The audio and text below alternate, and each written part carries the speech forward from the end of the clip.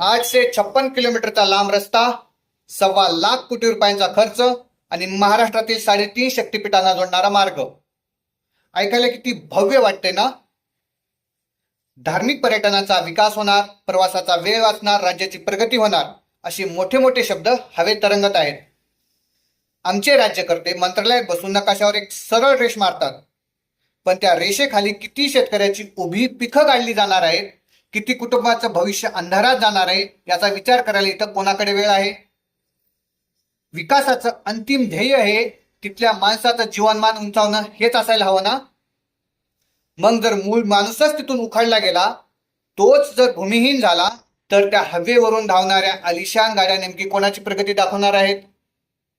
त्या शेतकऱ्याची की कोट्यावधीचे कंत्राट घेणाऱ्या बड्या उद्योगपतींची? गेली 15 वर्ष झाली एक मुंबई गोवा हायवे या सरकारला नीट करता आलेला नाही. तिथल्या खड्ड्यांनी अनेकांचे बळी घेतलेत. जो रस्ता समोर आहे तो नीट करता येत नाही, पण संपूर्ण राज्याला वेठीस धरणारे नवे प्रकल्प मात्र कागदावर झटक्यात मंजूर होतात. हा सगळा नियोजन शून्य कारभार केवळ एका गोष्टीसाठी सुरू आहे: लोकांच्या डोळ्यात धूळ फेकायचे आणि विकासाच्या नावाखाली काही ठराविक लोकांचे खिसे भरायचे. आज व्यवस्था आक्रमक झाली आहे. शासन हट्टाला पेटले आणि पोलीस प्रशासनाचा वापर करून सर्वसामान्यांचा आवाज दाबण्याचा प्रयत्न होतोय.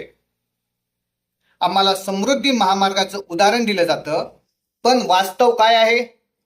समृद्धी महामार्गाचा शेतातून 14 ते 15 फूट उंच भिंतीसारखा रस्ता गेल्यामुळे आजूबाजूच्या पाण्याचा निचरा व्हायला जागाच उरलेला नाही. महामार्गाच्या कडेला असणाऱ्या हजारो एकर शेतीत महिनोन महिने पाणी साठून राहते. पिकं कुजून गेलीत, जमिनी दलदलीच्या झाल्यात. आणि हाच विनाशाचा पॅटर्न आता शक्तिपीठ महामार्गाच्या नावाखाली कोल्हापूर, सांगली, सोलापूर आणि मराठवाड्याच्या सुपीक पट्ट्यात आणला जातोय. पश्चिम महाराष्ट्रात आधीच महापूर आणि पाण्याचा प्रश्न किती गंभीर आहे हे आपण दरवर्षी पाहतो.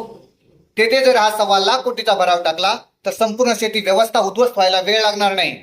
मग पुन्हा तोच प्रश्न पडतो: जर आधीच्या महामार्गाचे अनुभव एवढे भयानक आहेत, तर शासन एवढ्या घाईघाईने हा नवीन महामार्ग कोणासाठी बनवते?